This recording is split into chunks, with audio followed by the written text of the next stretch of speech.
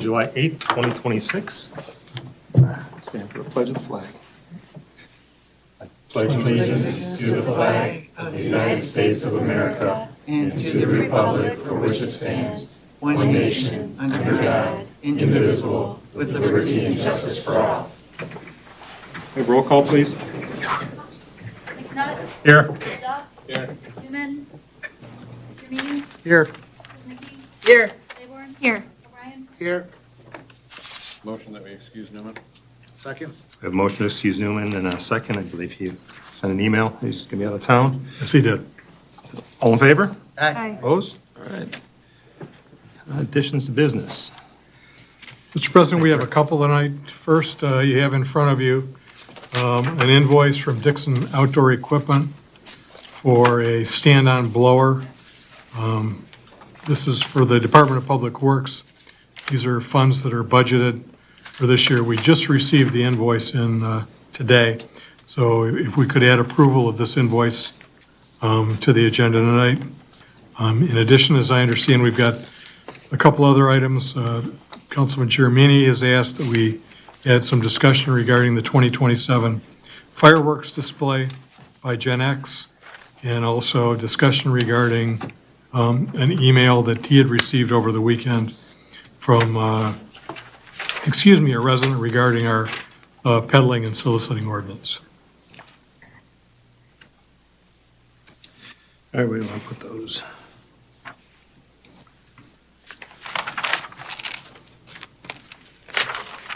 Presentations, attendee for Dixon.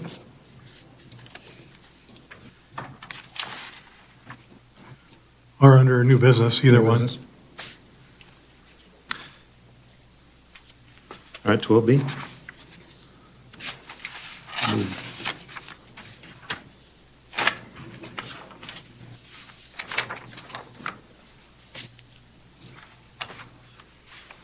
And 12C for the fireworks discussion.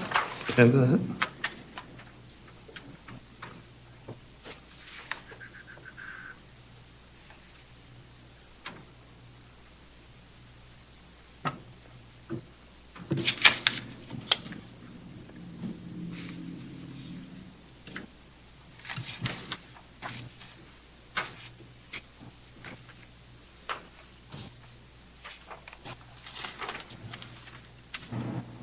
We should put the fireworks discussion would be the best place for it. Regarding the email? No, they're just for Councilman Giramini's fireworks. Oh. I mean, we could add it after 12D. We could really add all three items Okay. as new business, so D1, 2, and 3. D1 being the Dixon Outdoor, Yes. D2 being the fireworks, and D3 being the correspondence, email. Yeah, that would work for me.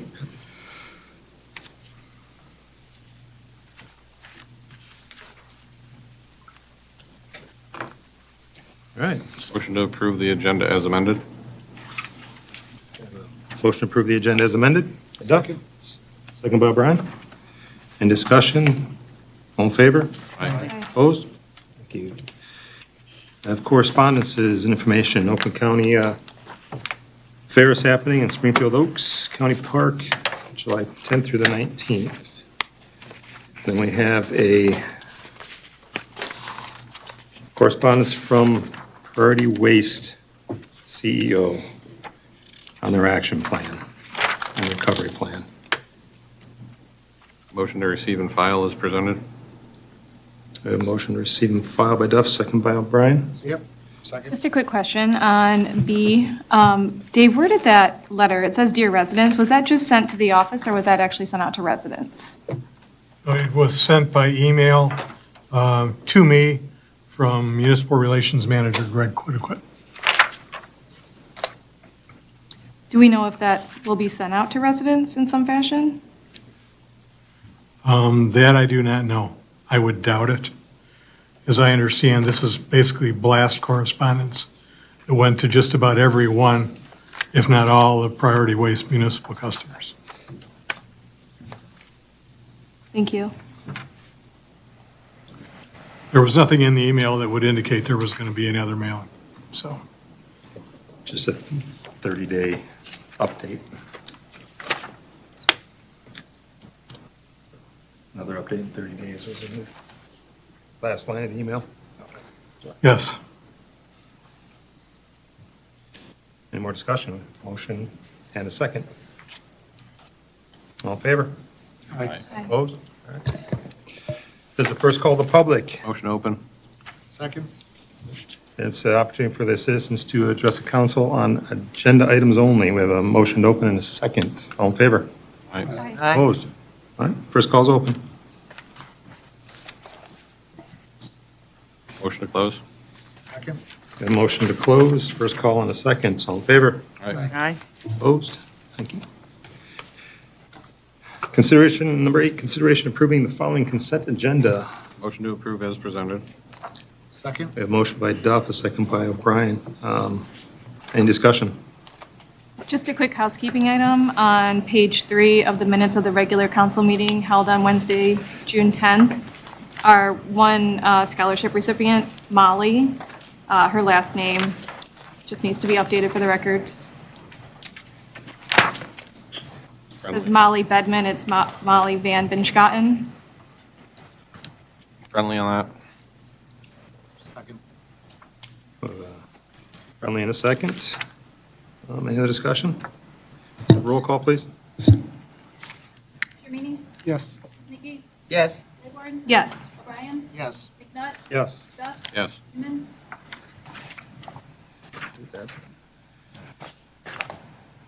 Don't believe we have any board appointments.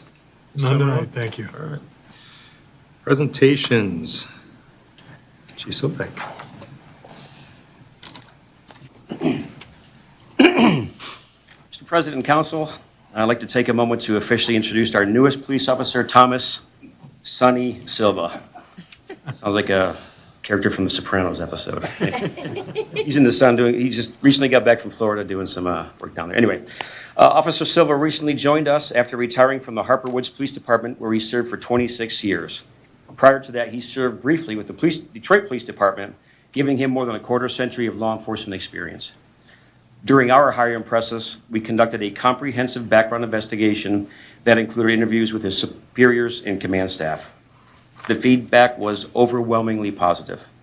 He was described as a dependable, proactive, and a highly professional officer with an outstanding work ethic, excellent attendance, strong report writing skills, and no disciplinary history throughout his career.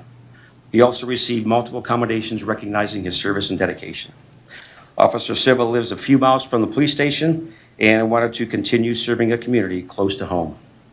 He has already hit the ground running, and I can confidently say that he is a welcomed addition to our team. We are fortunate to have someone with his experience, professionalism, and character serving the residents of Wolverine Lake.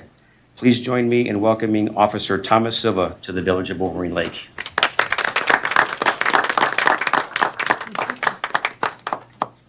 Nice to meet you. Nice to meet you. Welcome. Thank you so much. Nice to meet you. Everybody's been so welcoming. I really appreciate that.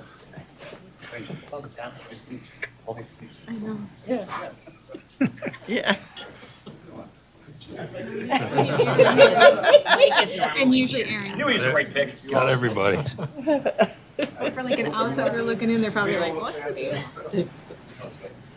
Very nice to meet everybody. Thank you. Thank you. Nice to meet you. Thanks, Tom.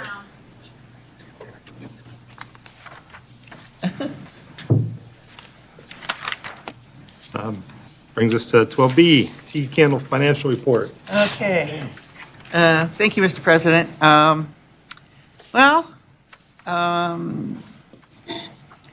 was a little disappointed in the candles that we sold this year. It's not really so much the candles. We encourage any kind of participation, whether it be tiki candles, torches, solar lights, or whatever. But it seems like it is definitely getting to be a curve or a line where we're decreasing and selling less and less candles every year. I was hoping because of the 250th anniversary, maybe people would be celebrating more, but if they did, they didn't buy any candles. But anyway, nevertheless, we did order more, but we only had like 2.5 boxes left. So in general, I think we called that number pretty good. I deposited the money yesterday upstairs, and I took the candles that were left over to the DPW. So I especially want to thank Tabitha and Paige for all their help in the office for, sending out the email blast and selling candles upstairs. I think that's worked pretty good. So, any questions? All but two. All but two. Yes. Yeah. So. Well, thank you for your effort on that.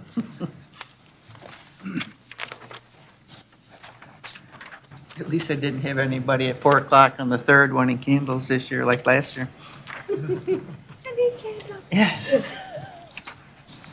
I still got a few hours if they want them on the floor at 4 o'clock. All right, recommendation updates from engineer Michelle Spencer. Yep, nothing super exciting going on. We are going around and measuring the crack ceiling in the village. So if the residents see us around, we are having fun walking and measuring cracks to find out how many lineal feet we're going to need to fill this year.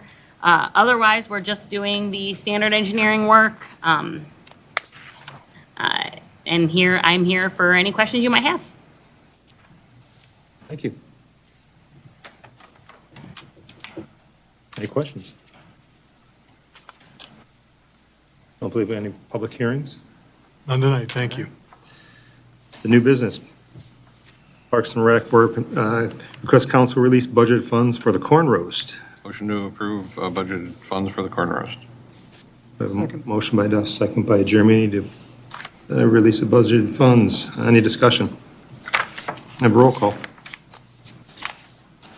Kuznicki? Yes. Claiborne? Yes. O'Brien? Yes. Dermini? Yes. Nutt? Yes. Yes. And the next one's request council have the village engineer get quotes for a potable well and non-potable well to be placed at 851 Glengarry. Motion. Second? We have a motion by Duff and a second by O'Brien. Any discussion?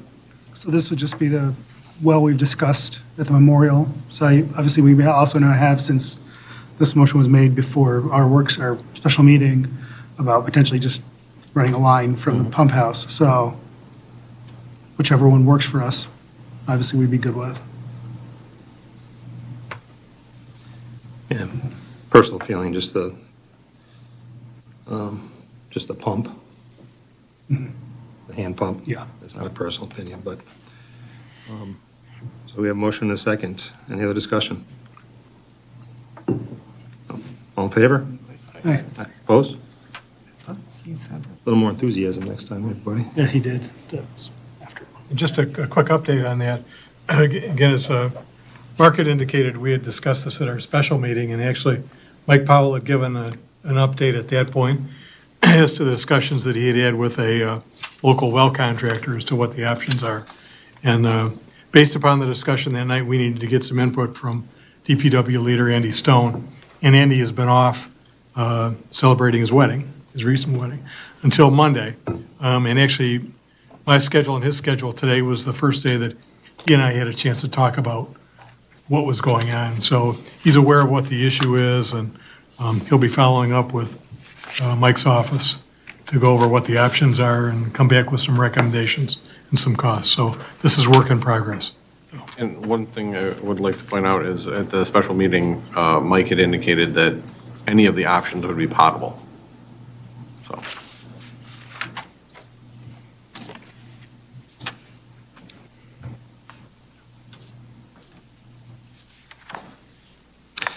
All right, 12B.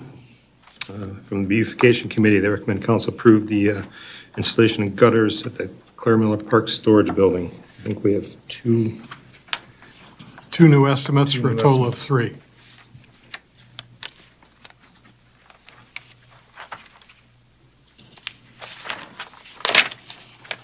And Julie Miller, the chair of the Beautification Committee, is here tonight if anybody has any questions. I'll make a motion that we approve the $1,500 one from, No, I would just, you missed this one. oh, sorry. It's in the packet. Did I not get that one? It's in the packet. Oh, it's That was actually in the. That one we got. Then I make a motion that we approve the one from Spencer Roofing for, sorry, $785 not to exceed. Sorry. I'll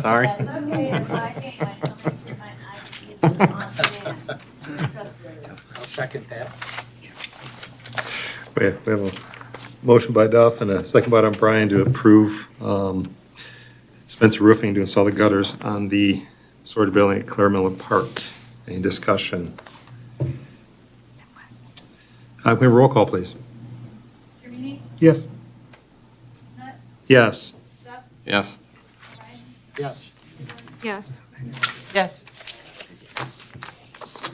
And Julie, just for your information, the chief let me know today that there was an issue with the location of security cameras on the building there, that they were, would have interfered with the gutter installation.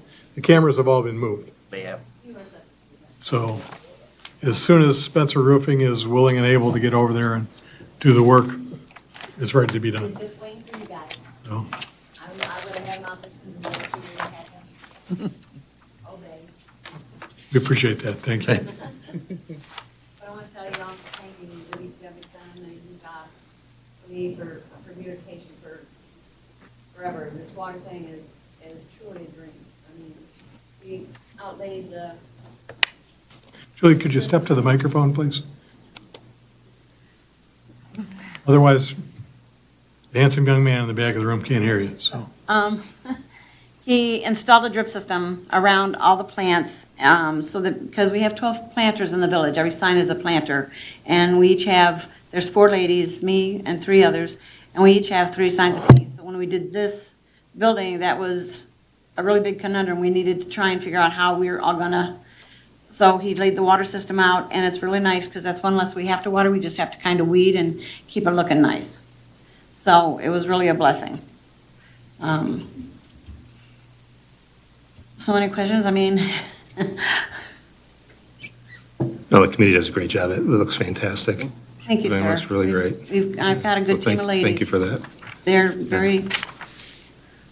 they're awesome. I couldn't do it without them. They're making my dream come true, because I took beautification on when Benny Guida was the administrator. That's how far back I go. So anyways, thank you, gentlemen, ladies, Thank you. for supporting beautification. It means a lot. Thank you for your work. Yes, thank you. I enjoy it. Mr. President, if I could jump in for a second. Well, Julie's here, yeah, she and the committee do a great job. But, I mean, I think there is one unfortunate thing that she and I have talked about that I wanted to bring to everybody's attention. You know, they do their work at all of the different corners of the village where the signs are located, and they put holiday decorations out around Christmas. They put summer decorations out, particularly for Tiki Night and the 4th of July, and things like that. And what Julie has indicated to me, that at the sign along Ladd Road, back in 2025, so last year, one of the 4th of July wreaths was stolen. A 4th of July swag was stolen from the decoration last year. This year, the same spot on Ladd Road, there was a memorial swag that was stolen. There were 10 small U.S. flags that had been planted that were stolen. Then this year over at the sign on McCoy and Benstein, it was the small 250th year banner that was saying that was stolen as well. So I don't know. I mean, maybe some people are just wired differently than others. I don't understand it.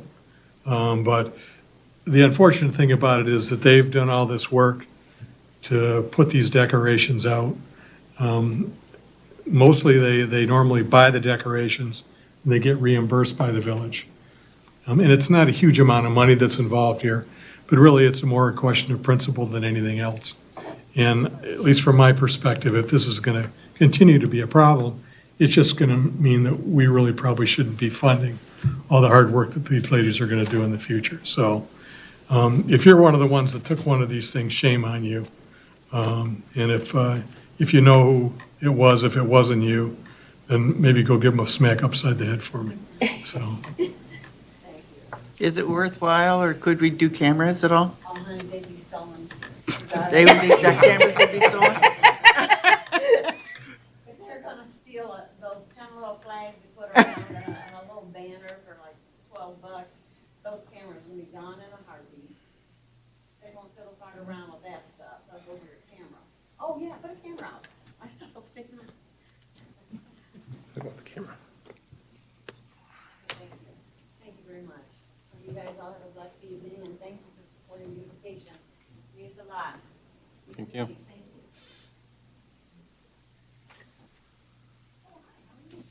you.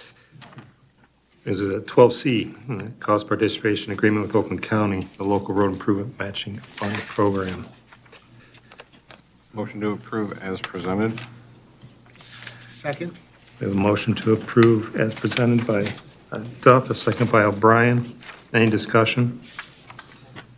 I think we're eligible for up to $8,449. this year, that's Yep. correct.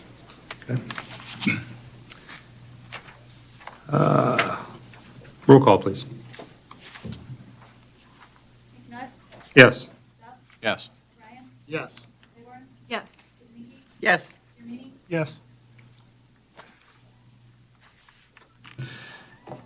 All right, brings us to 12D, discussion regarding priority waste at the request of Councilman Laybourne. Sure, thank you. I just thought it was important with all the conversation around priority waste that we keep it on the agenda for us to have the opportunity to talk through where we're at with the priority waste contract. I do have some notes, so I thought it would just be helpful to kind of go through my thoughts. Dave, I was hoping you might give us an update on the current status for the bid process for securing a new waste provider. Last Wednesday on July 1st, I had identified 9 other waste haulers that conduct business in the area. Originally, I thought there would be a few more, but a couple of them are not active now, and a couple of those had been purchased out by others.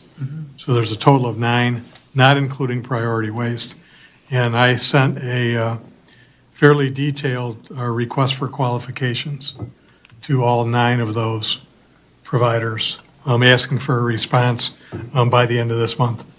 So hopefully by sending that out, we'll get an idea as to what other companies potentially would be interested in coming to work here in the village. And if and when the time is right, then we could use the responses to the RFQs as a basis for contract negotiations with them.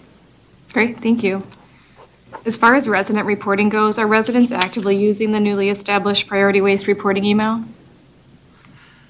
They are contacting the office as well, yes. I believe they are using the new email, and we are still receiving a number of calls, which the staff is recording, as was discussed at the special meeting, yes.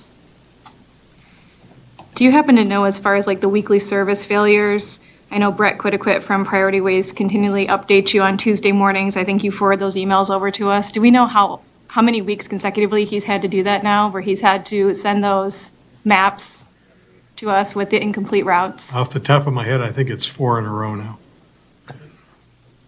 Too many.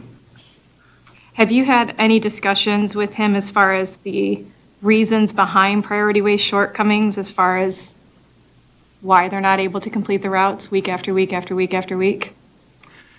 Nothing above and beyond the discussions I've had with him previously.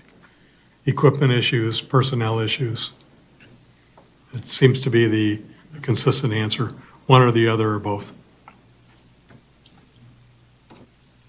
I'm going to skip back to the missed pickup, the tracking of that. I think we have a lot of different ways that our residents can reach out and report missing pickups. We have the new inbox that we created. I'm sure residents are calling and chatting with Tabitha and Paige. Emails to staff, probably just to the normal email inbox. And then we also had the Priority Waste admin portal. Do we feel like we're able to capture and document all that for our attorney moving forward to make sure we have accurate information? We'll be able to eventually, yeah. Yeah, we had some discussion about setting up some kind of a fillable form on the website, and that's still something we're looking into. Unfortunately, that's not something any of us in the office really know how to do. So we're going to have to get some outside help to do that. Even our IT consultant, he's more about making everything work, not developing programs. I'm just wondering, with the frustration that we have right now with our residents, does it make sense to assign a village employee to drive the length of the village on Tuesday mornings to document missed pickups firsthand? I mean, that might take, half an hour to drive the village and get a bird's eye view of exactly what's missed on what streets?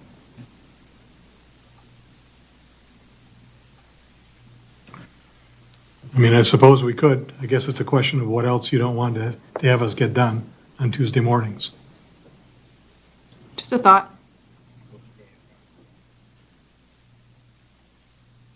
So as far as code enforcement during the service disruptions that we've had with Priority Waste, do we know how many tickets that our code enforcement officer is issuing that are directly tied to the missed pickups rather than residents' non-compliance? I don't know how Bill would know driving around the area if a resident put their trash out or recycling or waste out by the road, or if it was just missed. I mean, I have yard waste on my street right now when I drove to the village hall tonight. Well, keep in mind that the days that our code enforcement officer normally works are Mondays and Fridays. So Monday's a non-issue because those are that's the day of pickup, in theory. So if there's things out at the curb, that's because they're supposed to be there. If he checks again on Friday, typically what will happen before he would issue any ticket for anything being out on a Friday, he'll check with the office staff and see if there's been any report made with the office about a missed pickup before he'll issue any kind of a ticket. So, and keep in mind too that normally when he sees something like that for the first time at somebody's residence, he doesn't just pull out his book and start writing tickets.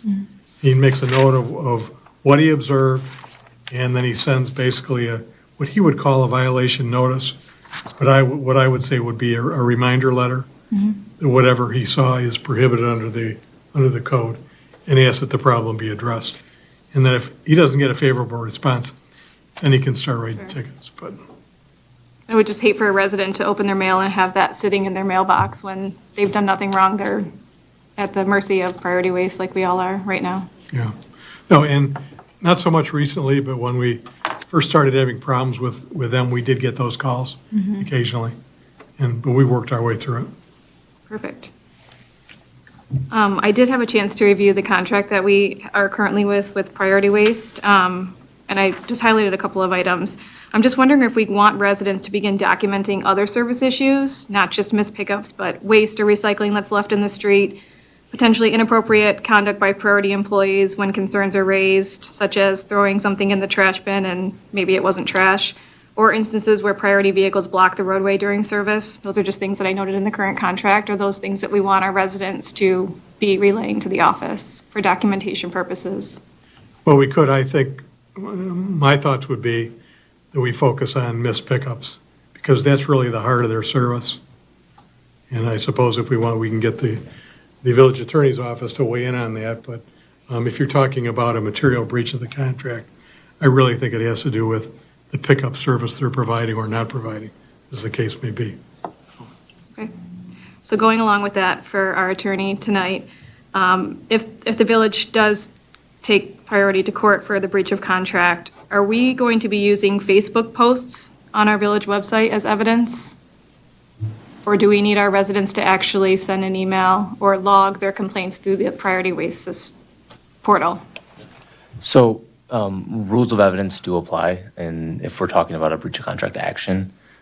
So anything we're receiving during the course of litigation would need to be verified, and those parties would be contacted at the appropriate time. But the steps that you take to build out a case evidentiary wise at the outset is sometimes different than what's required should that case continue to go forward to a trial. So that's not something that I think needs to be discussed or documented at length right now. I think gathering that as it's seen, those contacts can be made down the road if necessary.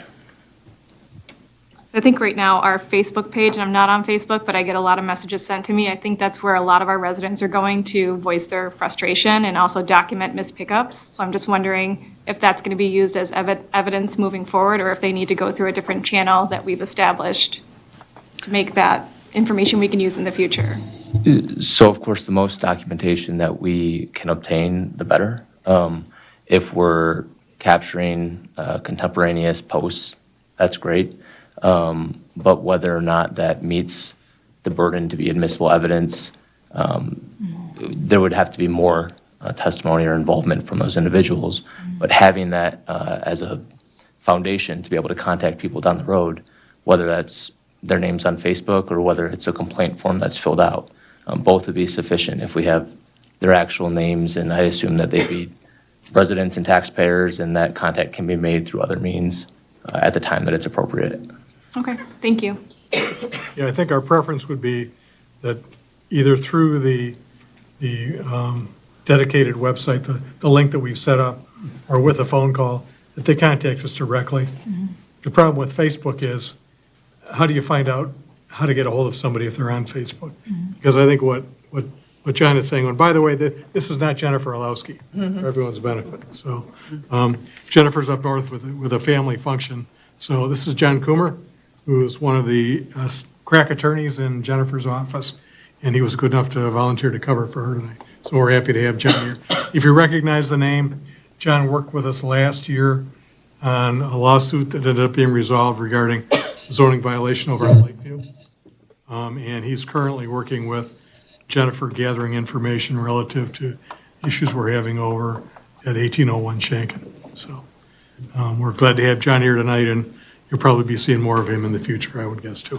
So, I think the point that John is trying to make, and I would agree with him, at some point, we're going to need to be able to contact the people that are making these posts to verify the information that's in there is accurate and correct, and potentially they could be a witness.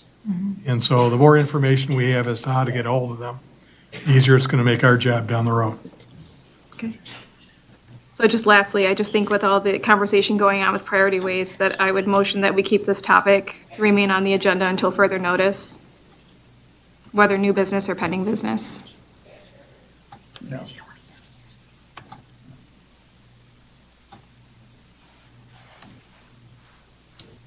I second that, yeah. We have a motion, keep it on the agenda moving forward. Councilman Laborn and a second by Jeremini. Discussions.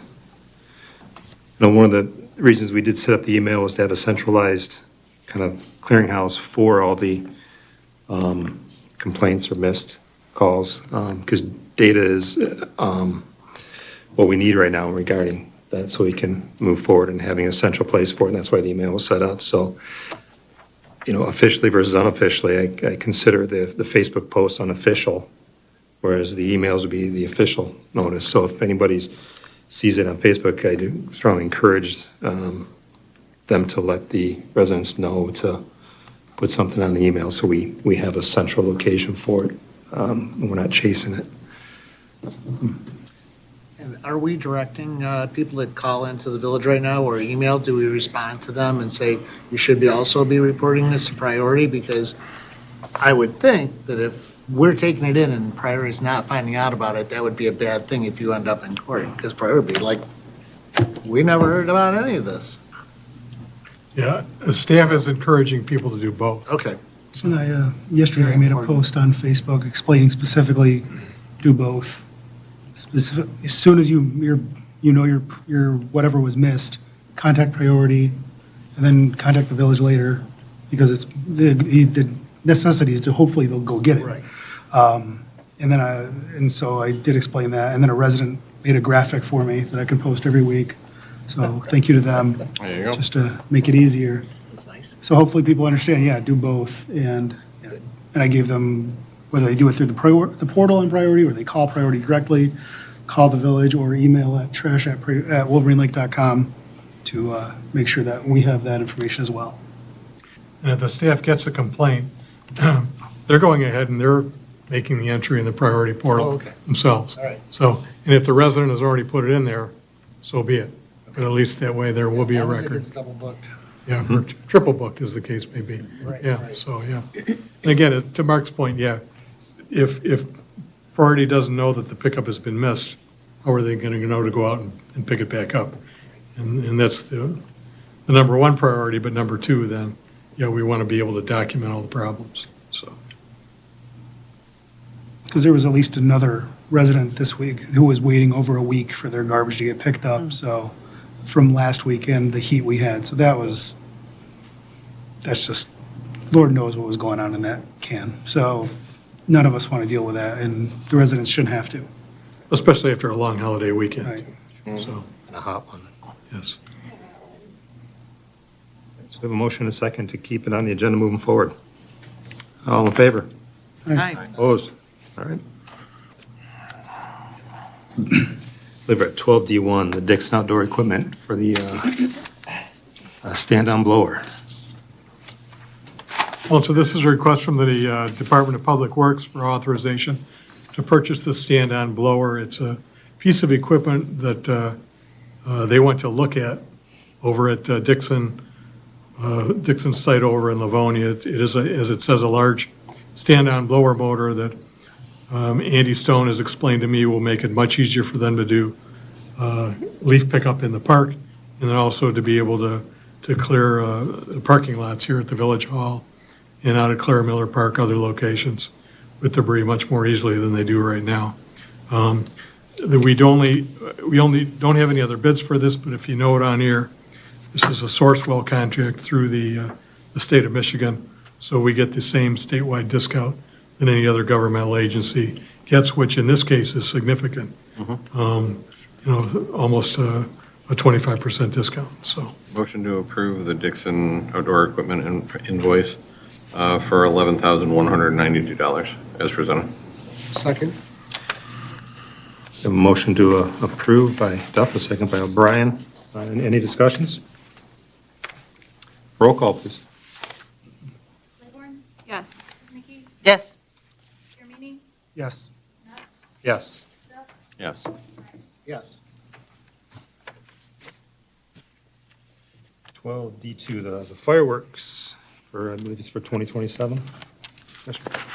So the contract, this will be the third year of the contract that we have with Gen X Pyrotechnics. The contract is for $35,000 as the previous, for 2027. The current split that we've been doing between the village and On and Up is $15,000 from the village, $20,000 from On and Up. So far, On and Up has contributed $17,500 for the 2027 fireworks, $3,500 through the save the date, and then last week I wrote a check for $14,000 to ensure that, because it was required in the contract. We had discussed at our work session for the budget of increasing the village's contribution to $20,000. I'm proposing for this year that we have the village contribution raised to $17,500. And then if the On and Up wants to do any additional fireworks, pay for any additional, we can do, they will do so. I'll second that. We have a motion to increase the village contribution to $17,500 by Jermaine, a second by Duff. Any discussion? It was a great show this year. A roll call, please. Yes. Yes. Yes. Yes. Yes. Yes. Second question to that then would be, does the village have a problem with paying now or soon to get ahead of any potential price increases? It's under the budget number. Hmm? It's under the budget number. Yeah. Oh, yeah. Well, what's the difference? Just making sure, yeah, we're good with writing the Yeah. check. Okay.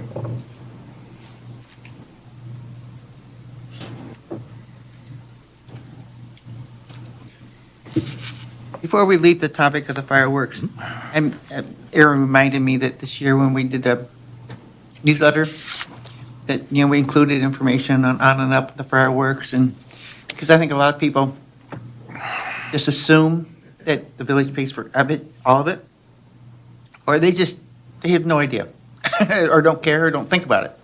So I guess I would just suggest that every year that we do that to remind everybody that, we really need donations in addition to the money that the village, it just as a reminder, people forget.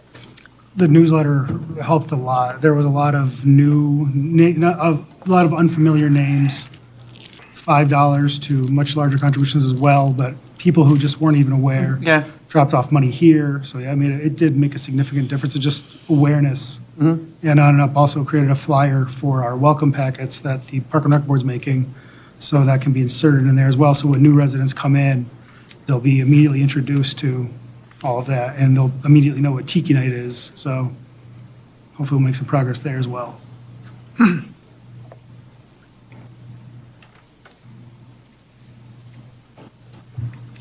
Mark, a question for you in terms of the increase in the contract amount.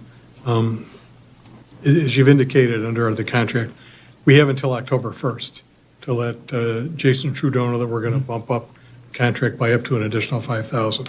So just so I'm clear, so you want us to go ahead and cut the $2,500 check and go ahead and send that to Jason? Do you want to wait and talk to? I would see that, the We're gonna talk to Anna 17.5. first. The 17.5 that the village owes. Okay, yeah, That's what the 25 above and beyond the 14, yeah. So the village is half. Yeah, and then, cut that check, and then I can let him know when it's available. And then if On and Up wants to do the additional 5,000, we can do so. We can, I mean, I know it says in the contract by October, he's flexible. Because we did do it a little later this year, we decided, because it was 250th, to do a little more. And he's like, yeah, sure, that'll work. Then he got some stuff from Japan that he thought would be fun. I don't know quite which ones were from Japan, but some were apparently, so. And they make apparently the best fireworks, but they're just more expensive, so. Okay, But, yeah, so that would be the plan. okay, we'll go ahead and put it in our next check run then. Okay, so.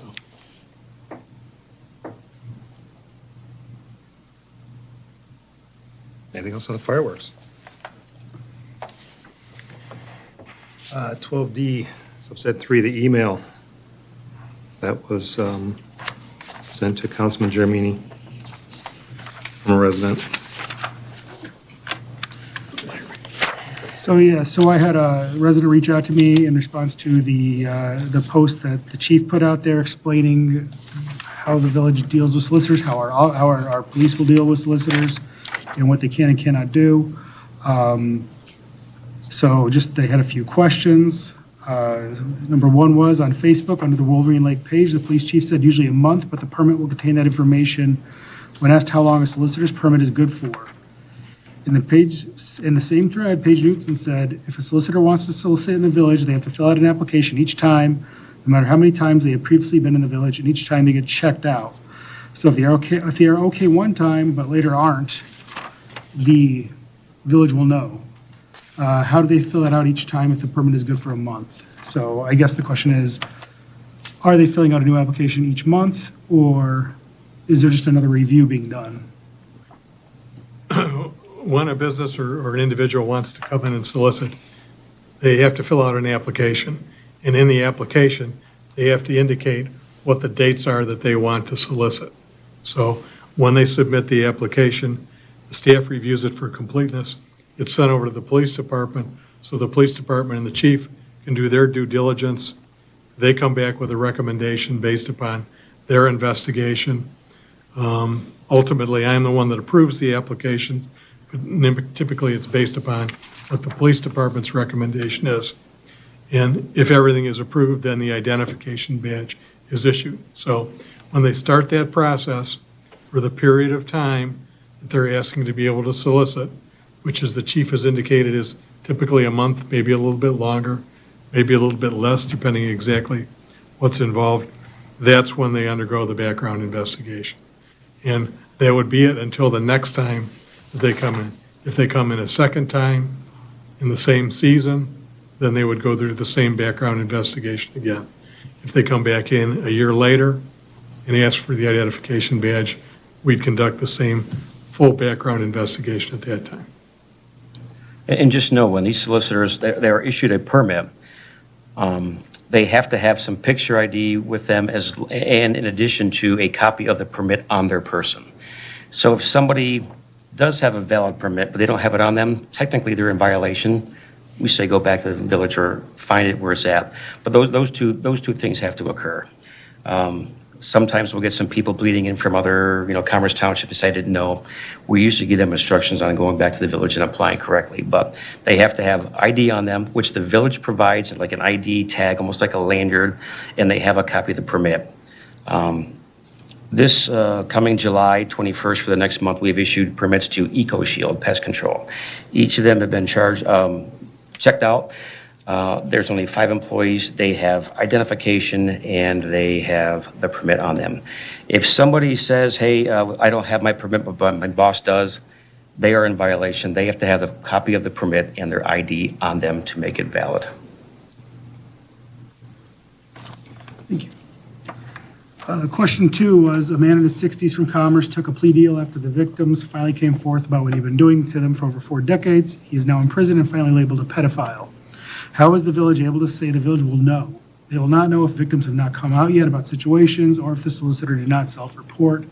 Often jobs require you to submit information if something legal happens to you, but they do not actively check to ensure nothing is on the record at random times. How does the village make sure that of this and our safety? If it comes back that a previous solicitor is being brought on charges, how will we be notified? Obviously, if somebody comes in and gets a permit and we approve a permit and they commit a crime 2 weeks later, there's a really good chance that we're not going to know about it. There's no guarantee that we're going to know about it. No municipality has access to a real-time notification system for every criminal investigation or arrest involving a solicitor permit. I mean, no municipality has it, including us.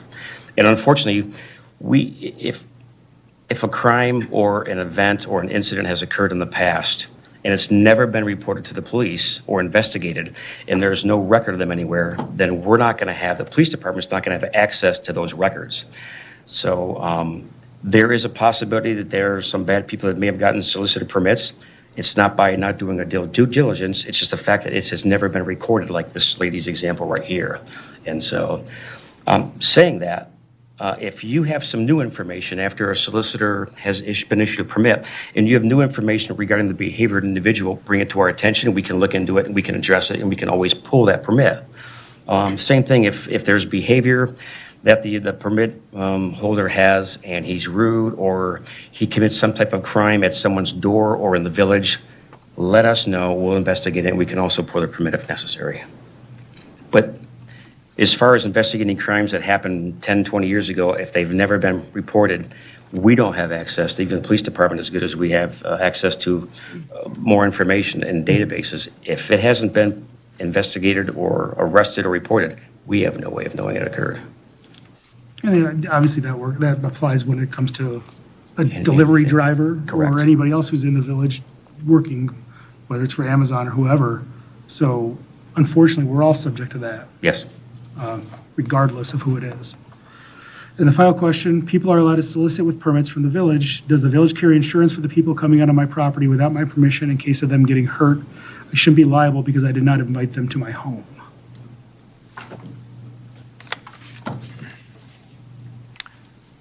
The only thing I can indicate is that the village does have, through the Michigan Municipal League, the liability and property pool, we have substantial liability insurance.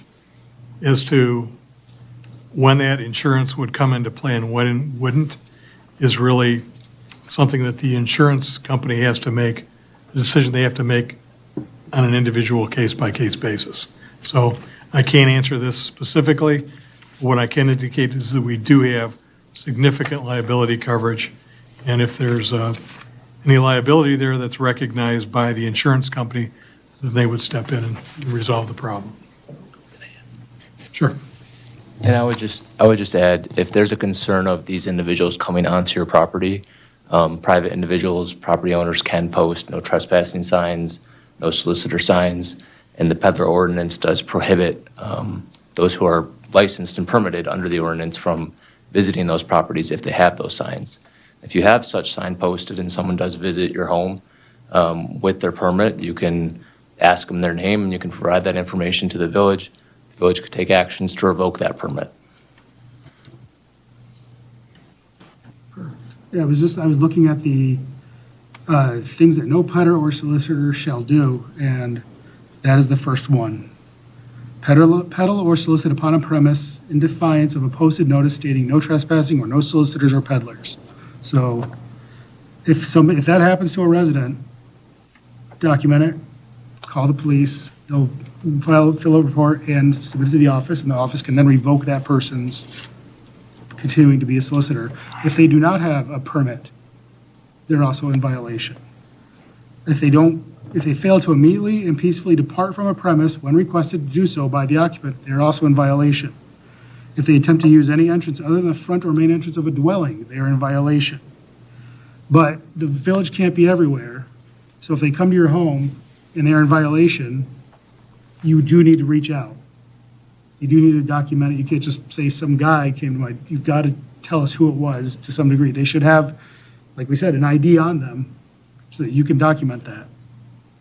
So please do. Because it is, look, it's become a problem for a lot of residents. We saw, based on the responses on the Facebook post, there's a lot of people that are frustrated, but there are actions you can take so the village can respond. And if necessary, revoke permits from those who are in violation.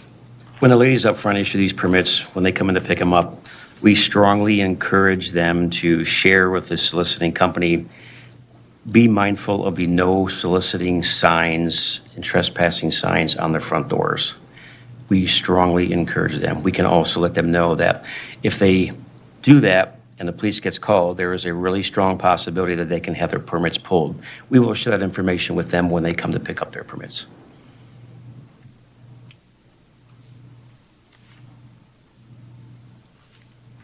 I'm good.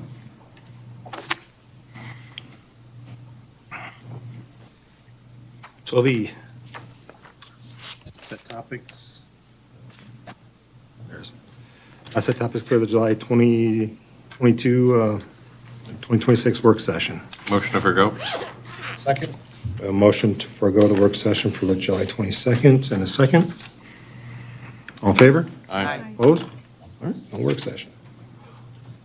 Pending business. I don't believe we have any. I guess just give one update quickly. At one of our last meetings, the council discussed the idea of having some alternative form of notifying the public.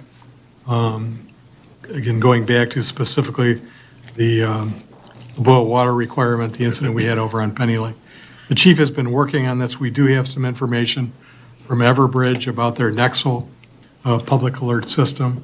I'll go ahead and forward that information to council by way of email. That way you can go to the Everbridge website and get some information about it. We also have a quote for them, and once everybody's had a chance to look at the information that's on the Everbridge website for themselves, then we can go ahead and put the quote on the agenda for further discussion and possible action by the council. So, Commerce Township is using them now.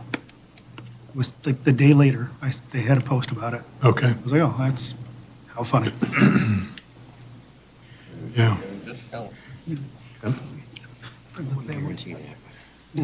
What's that? Let's see. Brings us to the second call to the public. Motion open. Opportunity for citizens to address the council regarding village business. We have a motion to open by Duff. Second? Second by O'Brien. All in favor? Aye. Opposed? Second call is open.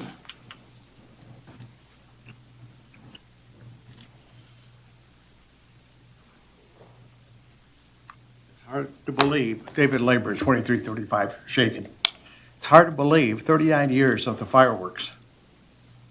Only remember yesterday that we were in Indiana at my college buddy's house, where they had a size of a lake like the main lake, and they had the candles every 10 feet. It was awesome, absolutely awesome. And to this day, they do the same thing. I think in our store, it's not going down because people aren't interested. I think when we started it, we had a representative or a team to cover Shankin, Del Monte, all the main streets to sell tiki candles. And the other thing we tried to do is try to get families that had children so they could do their community service. I know my sons, they took the tractor with a wagon and took care of the whole shaking. The only problem was my oldest son was going and selling the candles, and he was getting all the tips until his little brother found out. And they told him, you got to go back and give that money. Dad said, this is community service. It's not for profit. So they learned a lot by doing that, and I would recommend it. Otherwise, one of the issues that we lost some people that did not come because of lack of communication about when the fireworks are going off. I was getting calls asking, Dave, do you know when they're going to shoot them or so forth? And I checked the webpage and I didn't see anything. So I called the village police. The first time I didn't get anybody. I called Oakland County Dispatch and they didn't know anything, but I said, can you call somebody and check to see if we can get somebody to give us a time? Then I get calls back from the police, and they told me that the police chief posted on the website. And I said, well, it's not on the website. I looked at it before I went any further. He said, no, he posted on the police department website. I'm questioning, and you can get a FOIA on that, how many people we have in the village website, their phone numbers, and how many we have them for the police department. Because it certainly wasn't a place where people would find it. I had a group coming from Toledo, all college football players, before all of us die, and when they went to Monroe, and I couldn't give them a date when the fireworks were going to go off, they just turned around and went back to Toledo. And we were looking forward to our reunion.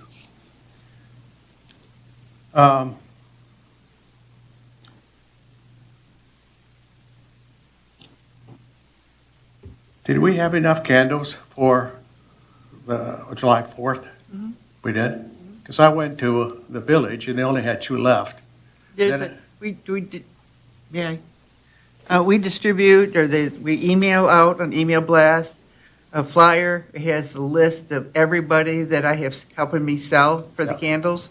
I had candles left over. There was somebody on Shankin that had candles left over. So, and there was a woman on Tampa that had candles left over. So it's just that when I called the village to ask how many candles they had, I know they were going to be closed on the 3rd. So I thought if they, rather than, I wanted to get them back, so because there would be nobody there to sell them. So I contacted them, and because there were 2 people who called, and they went 6. They went 10. Well, they're not interested in 2. So that's why I picked up the 2. So now, I had plenty, and Yeah. Shankin had plenty, and Tampa had plenty too. Yeah. Well, all I'm saying is, if we divide the village like 7 sections, and then get families with children for community service, I think we can really, because that's what my friend is doing there. But anyhow, the fireworks were excellent. There's no question about it. They did a heck of a good job. The next thing I wanted to cover with you real quick is somebody bought a house on Shankin. And it says, well-maintained, beautiful water view and deeded lake access. Includes short walk to the dock facility and nearby boat lounge for the village. And I went down to the garden to see how the garden was doing. And I see the guy is trimming all my trees along the lake so he can get his boat in there. And I said, you can't cut my trees like that. He says, well, it's over the property line, so we could do it. He says, I'm entitled to that. And I figured he was not a person ever. I would like you to check that out. Do you have any authority that somebody starts cutting? Because if that's the case, we have a lot of trees that hang over the water. My neighbor has a willow tree that goes out 30, 40 feet. So in other words, according to him, if I feel like it, I could go over there and cut his tree down. So I'll send you a text message on that and see if there's anything you can do about it. Because now I get to see all the boats. Before I couldn't see them because the tree had grown so much that I didn't want to see all the boats. I wanted to see trees or water. That's what my property was all about. So, but somebody gave them wrong information. Thank you.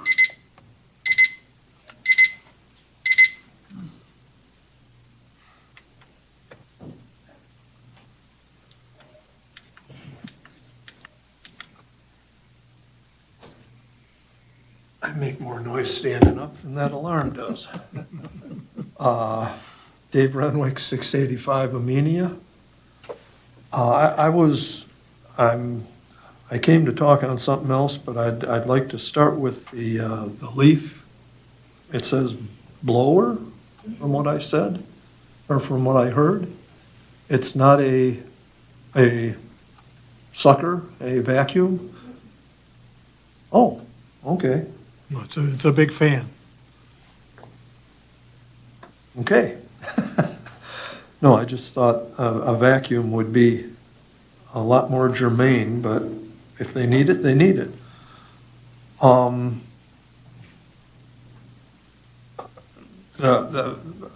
It was partially addressed earlier about the garbage cans being out an extra day.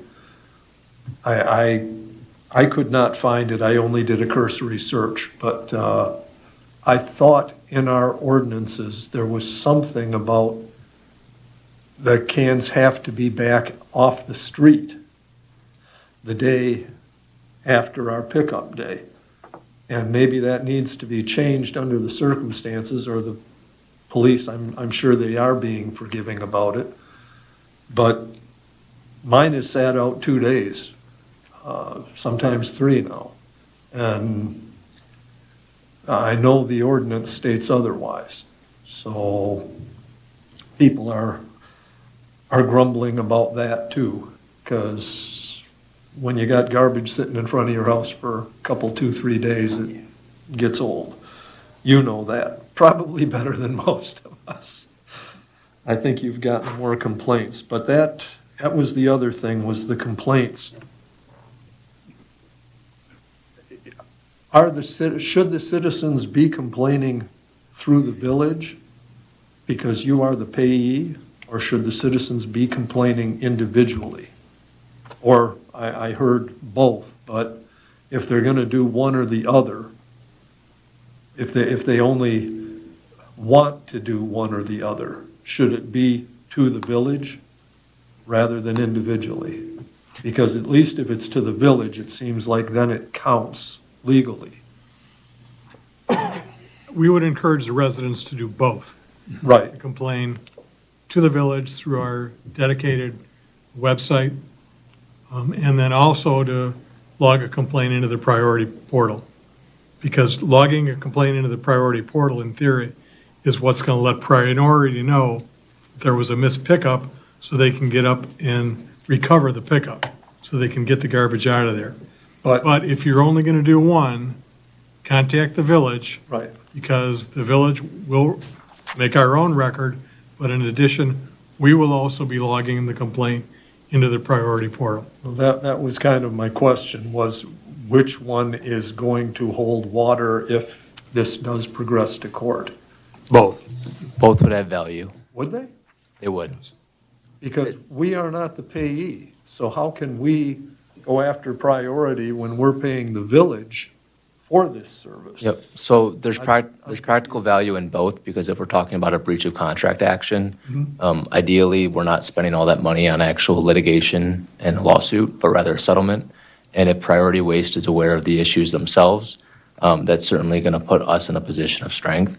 Same way, we'd be able to have the evidentiary foundation to bring an action or file suit if we know that they're missing pickups. So it's important that both the village be aware of it, but also that Priority Waste be aware of it as well. Okay. That's clear. Okay, thank you.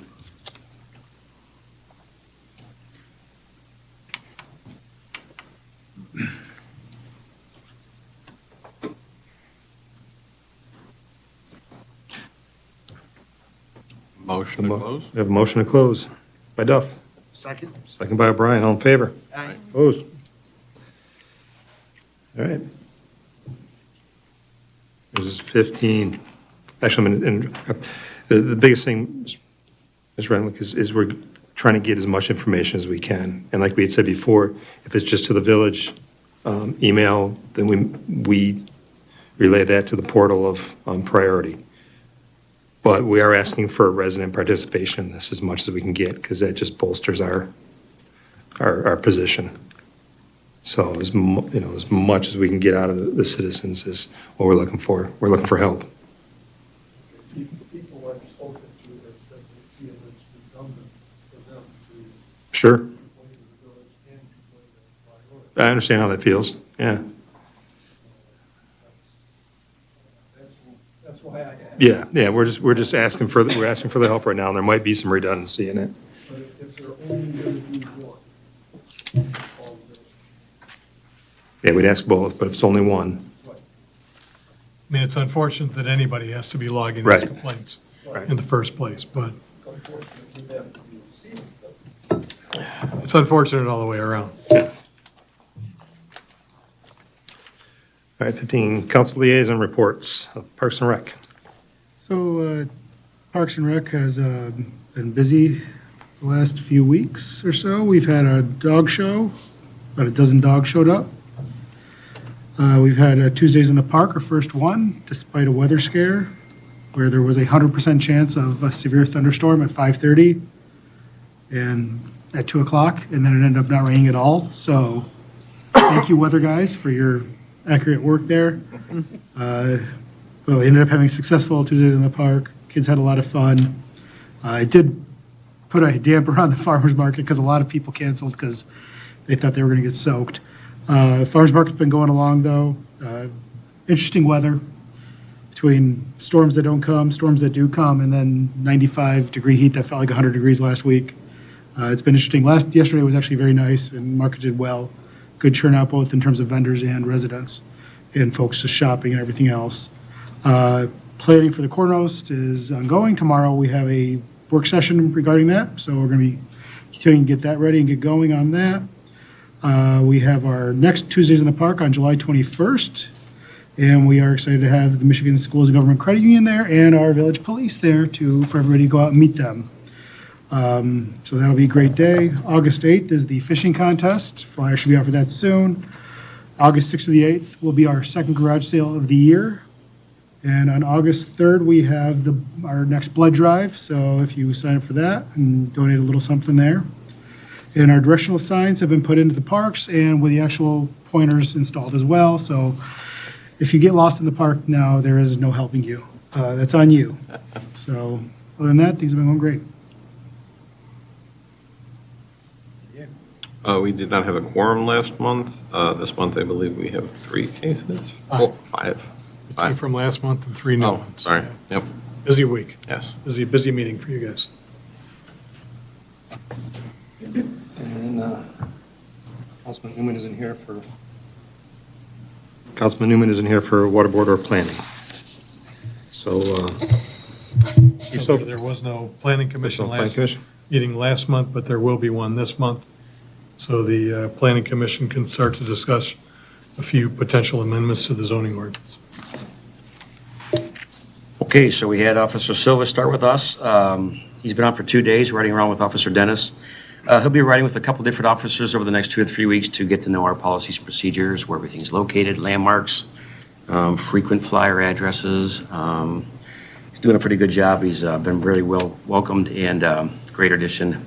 So once he's on his own, we'll be back to full staffing for the first time in almost 11 months, so it'd be nice to have a full staff. Yeah, right. And Tiki Night was fantastic. The fireworks were great once again. That was the best part of the evening. The storm was a little bit concerning early on. Didn't know what was going to happen with there. And like I said, we were getting calls from people saying if the fireworks were still on. Officer Grunwald did address that with the individual. We started out with 22 officers and 3 boats. After the storm, Oakland County got called away for a missing kayaker in another county. So they took 3 officers on a boat. And then the DNR boat was here, but it didn't operate properly. So I thought we were going to have 3 boats, 1 and 3 boats, but we had 3 people in 1 boat. Trying to skew everybody and get a perimeter so people weren't getting too close to the fireworks barge. But I checked the calls for service between 4 PM on Tiki Night and then 4 AM on the following morning, and we had 10 calls, nothing real serious. Obviously, we had a couple of traffic concerns which were addressed immediately right away. Storm came through and blew down a couple of trees, wires, one on Brisbane, one on Meadow, and one on Thurston. They were addressed quickly by the Commerce Township Fire Department, who, by the way, does a fantastic job for us. This village is very blessed to have their services. We assisted an individual who was having a health issue on the beach, no issues, problems. And then the boating officer, he addressed an erratic driving on jet skis. Officer Grunwald and Juzik took care of that, and then met with somebody at the boat launch. But we had no arrests, we had no drunken disorderlies, no fights, we didn't even have any fireworks complaints after that. So it went really well. The people do a fantastic job of policing themselves. Like I said, the village with the fireworks puts on a great display, and really it's a great identity for the village of Wolverine Lake. And so people do a fantastic job, and they're very, very, they share their food with us quite often. So we don't go without. And so we're appreciative of that. But I thought it was a very successful Tiki Night, no problems. We had no problems getting people out there after the event was over, and just directing them certain ways. But appreciation to Wall Lake and Wixom, Commerce Township, Oakland County Sheriff's Department, DNR. Another fantastic event. Now we're looking forward to the corn roast. That's all I have for you, Mr. President. Thank you. Yes, hopefully everyone's received their tax bills or their informational copy. That should have been in your mailbox on July 1st. If you didn't, feel free to call us, and we're happy to supply a fresh one. And those are due by August 31st. We've closed out our year now. For June 30th, we closed out our fiscal year, and we're beginning our new year. And everything's going pretty smoothly there. And welcome to Officer Silva. I'm looking forward to working with him. So that's it for me. Administrator Gillum. Couple quick comments. Yeah, again, Tom Silva seems like a good man. I've had a chance to talk to him a couple times.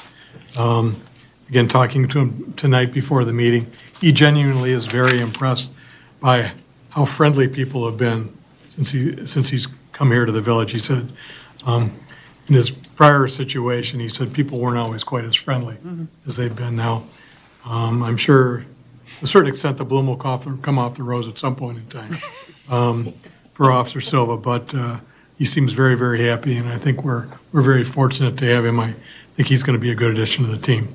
So, for the three of you that are on our negotiating committee, I'll be following up with you probably very early August to set up a meeting. We've received a proposal from our ASME bargaining unit for a one-year extension on our current contract, wages only, which is something I had said the village might be willing to consider.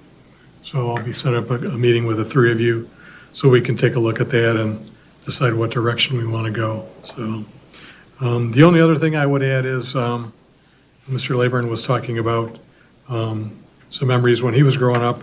Every time when we have Tiki Night here in the village, I always think back to 4 years ago when we lost Mike Kondak under very sudden circumstances that night. So Tiki Night's a special night, but it's a bittersweet night for me.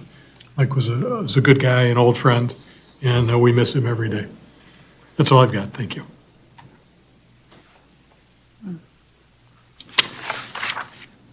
Council comments. We'll start with Council Germini. Welcome, Officer Silva. Got the chance to meet him yesterday at the park. Really excited to have a full police force again. And of course, it's great to hear that Sergeant Morosco got to ring the bell and everything, and he's winning his cancer fight. And that's just such a relief. Thank you to Gen X for putting on a great show, protecting the fireworks during the storm. I was a little worried there, but they ended up doing a great job. And of course, thank you to our officers and the supporting agencies for keeping everything organized and safe. And then condolences to the family of Jerry Schlaff from the Water Board. I was very sorry to hear about his passing. He was very passionate about his work on that board, and was always eager to look at new things and come up with new ideas to try and keep the lake healthy for the village. Ditto. I agree completely. The fireworks were fantastic. Welcome, Officer Silva, and I hope you all have a great month till next time. Welcome to our newest officer, Thomas Silva. We're glad to have you on board. Many thanks to the Wolverine Lake Police Department and all supporting agencies for ushering in another safe and enjoyable Tiki Night. Your coordination and presence makes this long-standing tradition possible. As mentioned last month, Onwards and Upwards' third annual Back to School Beach Bash will take place on Friday, August 21st from 4 to 7 at Mallow Beach, if it's open. We will again be collecting supplies for Lakes Area Youth Assistance, and it's sure to be a great afternoon of swimming, games, and food. Please keep an eye on the village website for additional details in the coming weeks.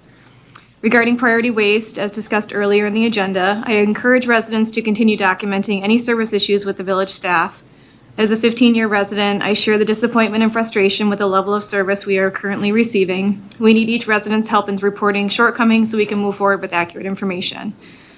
Finally, my thoughts are with Jerry Schlaff's family and loved ones. I appreciate his service on our water board, and I know his big ideas and vision will continue to inspire future conversations. Same for me. I want to welcome Officer Tom Silva. Silva, thank you. And I want to thank Onwards and Upwards for all the hard work they do throughout the year to raise money to add to the fireworks fund. It's a lot of work, a lot of dedication. The only other thing as far as Leia, we received our tickets today, so if anybody wants to buy their ticket in advance for Taste of the Lakes, which is Tuesday, September 29th, the $25 in advance, $30 at the door. I have tickets, Aaron has tickets, and now the village has tickets upstairs. So we're really in the hot and heavy stages of soliciting donations. So that's it. Enjoy the rest of the summer. Quick one. Welcome, Officer Silva. Thank you to our police team for Tiki Night and Onwards and Upwards for a great fireworks show. All I hear from people is that it's the best show they see. So appreciate everything that everybody does for the village. Thank you. Motion to adjourn. We have a motion to adjourn. Second. And a second. All in favor? Aye. Opposed?